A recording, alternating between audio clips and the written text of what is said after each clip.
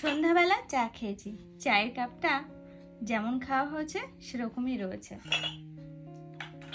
এখন আমার বিয়ে হয়ে গেছে, কিন্তু বিয়ের আগে কি ভাবতাম যে না, বিয়ের আগে ভাবতাম যে আমার বর আমার হাতে হাতে কাজ করে দেবে, আমাকে সাহায্য করবে, আমাকে রান্না করে খাওয়াবে, দিন শেষে একটু চা করে নিয়ে এসে আমার মুখের সামনে বলবে এ নাও একটু আরাম করো, একটু বিছানায় শুয়ে একটু আরাম করো। কিন্তু কি হয়? আদৌ কি তাই? এই সমস্ত স্বপ্ন সবই বিয়ের আগের, কিন্তু বিয়ের পরে দেখা যায় সব কিছুই উল্টো। যদি বরকে বলা হয় তুমি তো আগে খুব বলতে রান্না করবে, আমার হাতে হাতে কাজ করবে, একটু চা করে দেবে, তখন কি বলে জানো?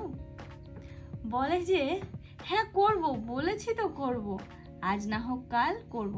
এরকম করতে করতে মাসের পর মাস, বছরের পর বছর, দিনের পর দিন কেটে যায়, কিন্তু বর আর করে না। সেই বরের সামনে কাদেরকে দিতে হয় চা? আমাদেরকে। বিয়ের আগে যেটা কিনা আমাদের সামনে আসতো চা, হয় মা নয়তো বাড়িতে বৌদি থাকলে বৌদি করে দিত। এই হচ্ছে মেয়েদের জীবন। বিয়ের আগে যত আরাম করার করে নাও, কারণ বিয়ের পরে সেই আরামটা, সে তোমার বর তোমাকে যতই ভালোবাসুক না কেন, সেই মজাটা কিন্তু তোমরা পাবে না।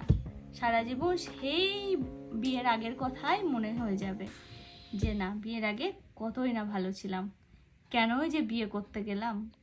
এই কথাটাই কিন্তু বারবার করে মনে হয় আমাদের মেয়েদের। কি ঠিক বললাম তো?